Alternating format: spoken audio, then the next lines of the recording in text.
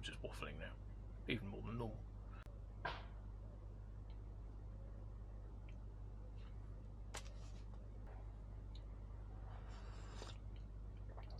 I don't know why I'm blowing on my cup of tea. I made it nearly an hour ago. Welcome to Hairy Steve's workshop.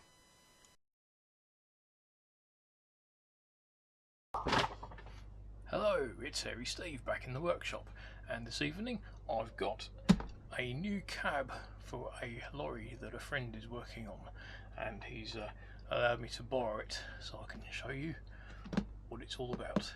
This is a double eagle Volvo FMX cab. They've done a couple of trucks with this cab already on it as ready to runs, but this is literally just the cab on its own in kit form.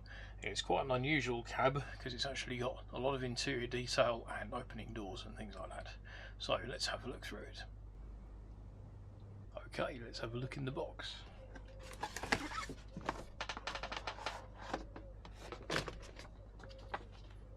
Instruction manual. There's a chrome trim sticker stuck to the inside of the box so it doesn't get all tangled up.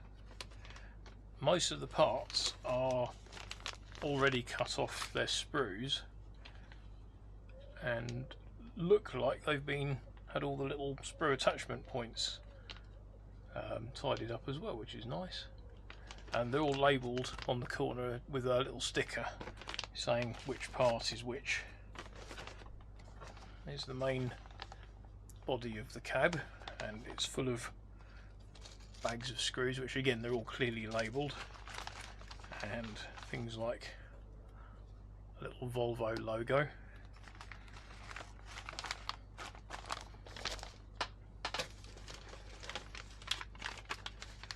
Here's the roof.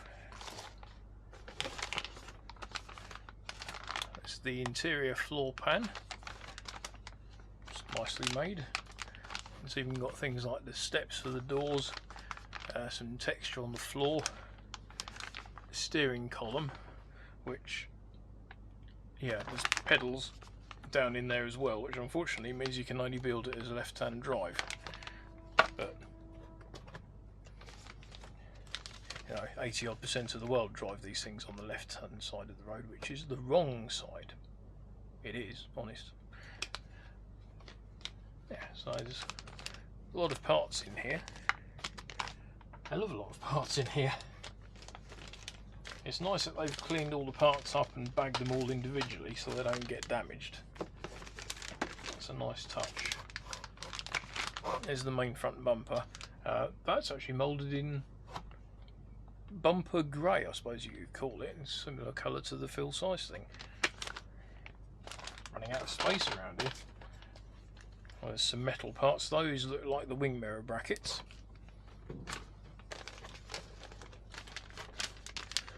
Door cards. That looks like part of the air ducting. Oh, I haven't cut all the parts off the sprues. Why is my GoPro not recording? Boxy thing. Anyway. Yeah, it looks like they haven't cut all the parts off the sprues. That's parts of the front bumper. Those L-shaped bits are where the headlights go in.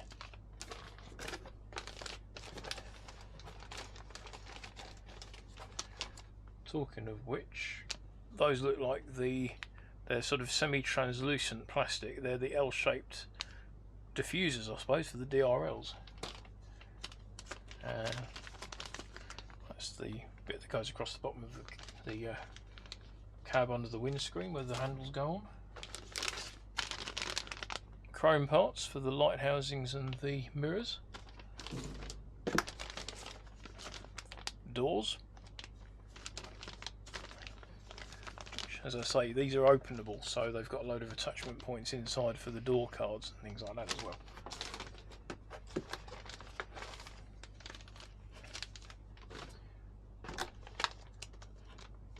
Side steps.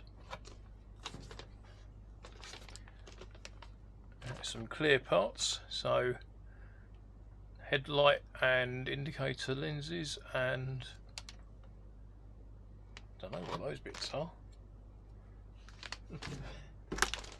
And the windscreen and side windows. Another one of the side steps. The main mounting point for the cab, which attaches to the chassis. It's got multiple adjustment holes, so you can raise or lower the cab slightly, which is handy. Dropped a bit on the floor, I'll pick that up in a minute. Some interior detail parts, things like, just dropped a load more bits on the floor. Steering wheel, indicator stalk, that kind of thing.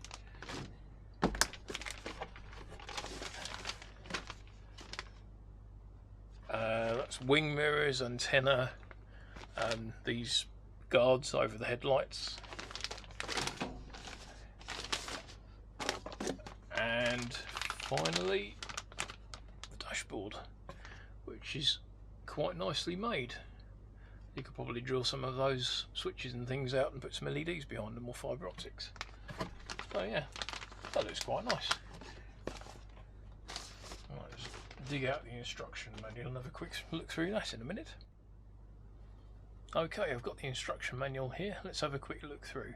I've got the GoPro set up and recording, so I'll get some shots of the actual instruction manual itself. They might be at a bit of an odd angle because the GoPro's at a peculiar angle, but better than nothing. Right, let's have a look through.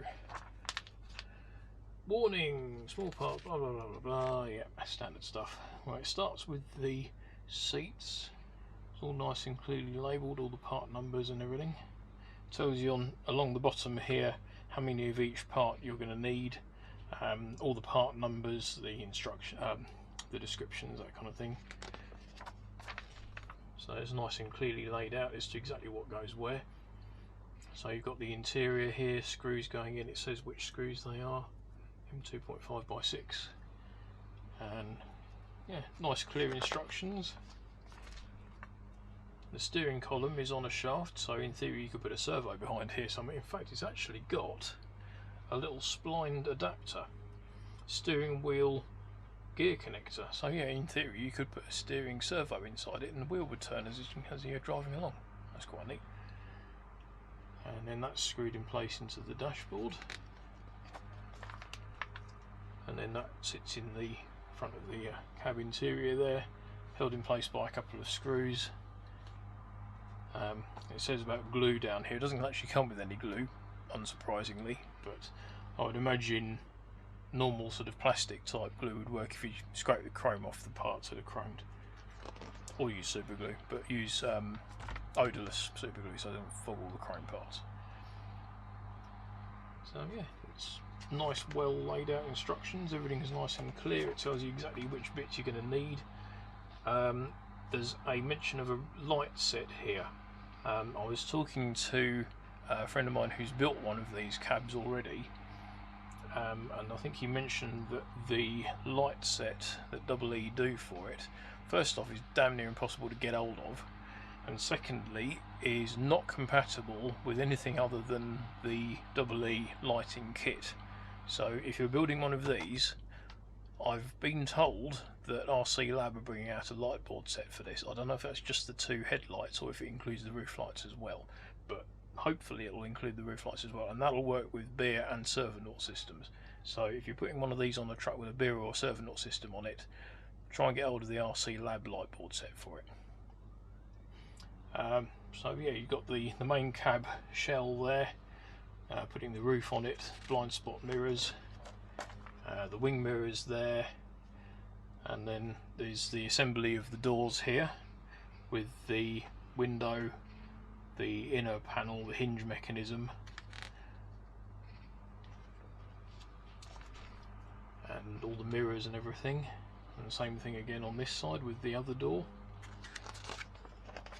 and then attaching the doors.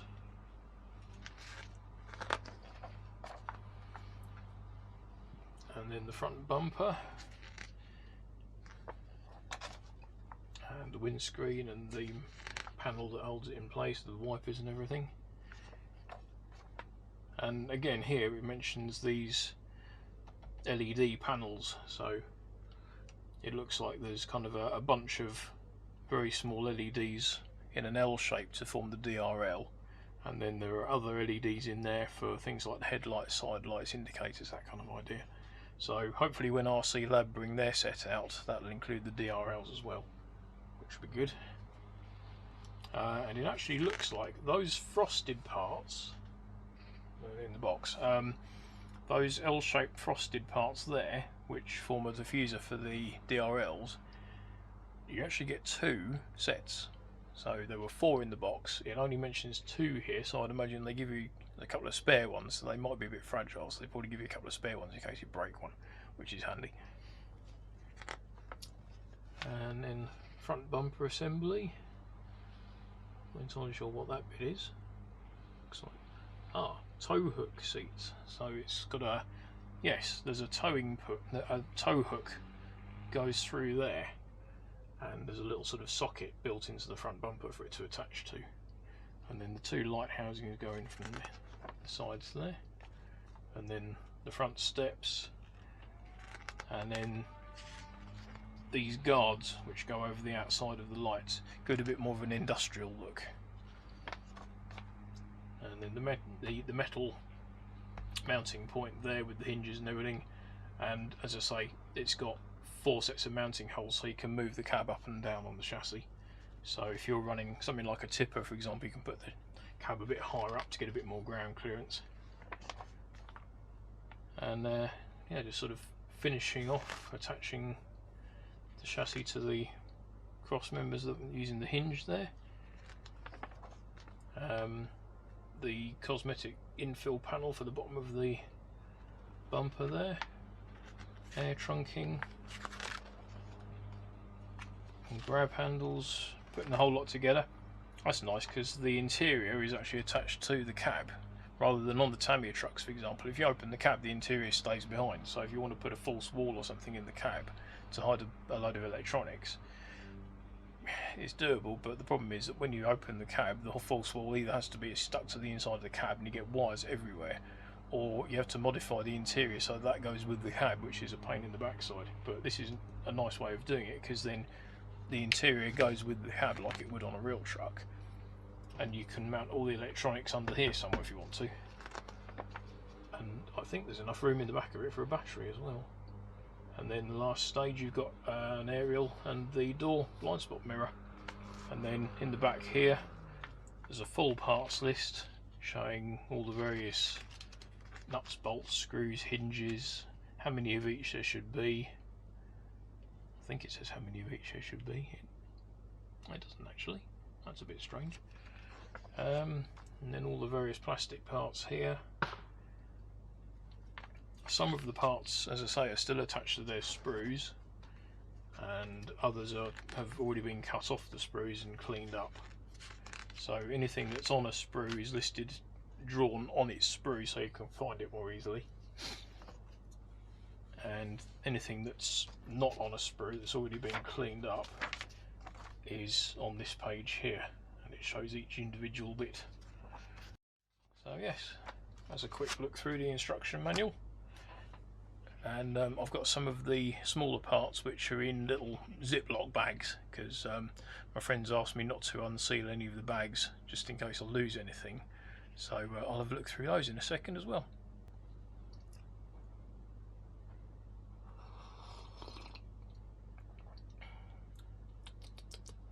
It's getting a bit chilly. Mind you, I did make it nearly an hour ago. Okay, I've got a semi-random collection of parts here, which are all these parts which have already been cut off the sprue and cleaned up, because these are all in Ziploc bags, so I can take them out, have a look at them, and then put them back in the bag again. Because my friend who I've borrowed this from doesn't want me to lose any of the parts, so I've been asked to not open any sealed bags just in case a part falls out and it goes missing. So yeah, that's fair enough. So this is one of the door cards. I've got the GoPro recording, so I shall show it to the GoPro. So it's nice and detailed, very clean moulding, got all the screw attachment points on the back there, and yeah, a nice part. quite a lot of surface detail, things like the door handle, the speaker grille, that kind of thing.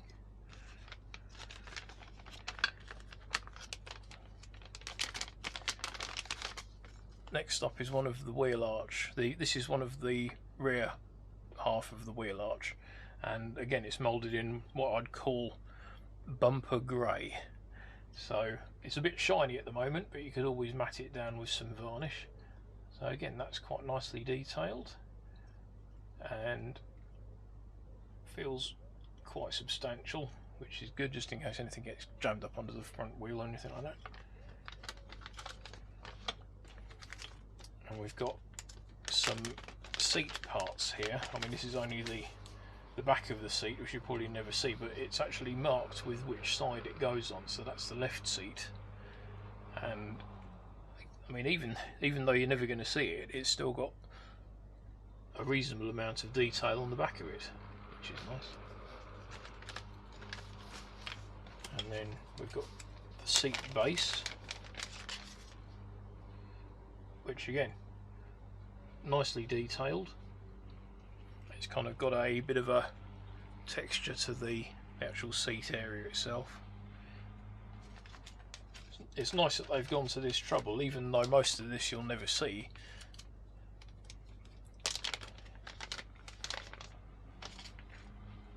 And then we've got the seat back itself.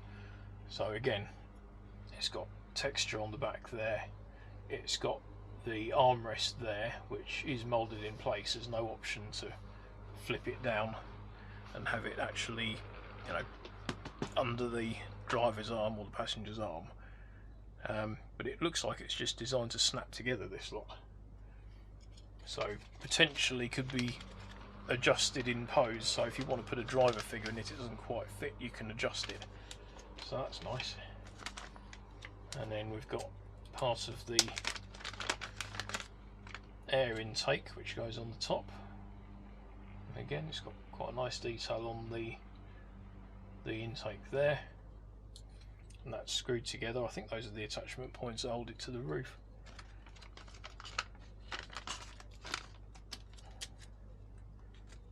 A couple of metal parts.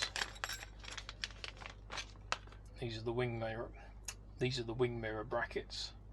So they've got these little tabs on them, which locate to the wing mirror, stop them from sliding up and down. And then looks like there's a peg at the top and a little clip at the bottom, which hold it to the cab. So that's all of those parts. So yes, nicely detailed parts. I think the grey half arch and bumpers are a little bit shiny straight out of the box, but as I say, they can always be either painted or varnished, or even if you just want to take the shine off them, just go over them with some 2000 grit sandpaper or Scotch Brite pad or something like that, just to take the shine off them. They're about the right colour. So yes, it's nice looking parts. Should be a nice cab when it's all built up.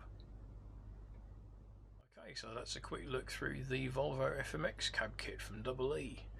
I like that, it's nicely detailed. It's got particularly loads of interior detail, which is good because they didn't have to go to all that trouble, but it's nice that they have. Also, I like the way that you can just open the doors. So say for example you initially don't put a driver figure in it and then you want to add one later on, you don't have to rip the entire thing to pieces and just put the driver figure in. You can just open the door, plop, in, done. Also, the way that the interior is bolted to the bottom of the main cab moulding is quite nice, because then if you want to take the cab off or pull it forward or anything like that, the interior goes with it. It's not like with the Tamiya interiors where the seats and everything stay on the chassis and you open the cab and boing, loads of wiring comes out and you've got to try and get it all back in again, which is a bit of a pain. But yes, it's got a lot of detail. Most of the body panels are moulded in white, so you can just Scotch Brite the shine off and prime them up and off you go with the paint. This is going on to a friend's Lesu 8x8 hooklift chassis, so that'll look quite nice when it's all painted up. It's pretty much a universal cab kit. It's got the adjustable height bracket on the front for mounting it to the cross member on the chassis, and then if you wanted to, you could put something like a Lesu cab lock on the back of it to hold the back in the right place. The only thing that's a little bit worrying is the lights. The board set that they do for this, if you can find one, because apparently they're extremely hard to get hold of, but if you find one, it won't work with a beer or servant system. A friend of mine's got one of these, and he managed to find the proper EE light board set for it. Tried for about 3 or 4 hours to get it to work with a beer system, and it wouldn't have it because it's wired up in a really weird way. Apparently it'll only work with their particular lighting system. So if you want to put lights on it and you're using a beer or servant system, RC Lab are doing a light board set for this cab. I've actually spoken to RC Lab, and he said I think he's going to do another production run late August, early September sort of time.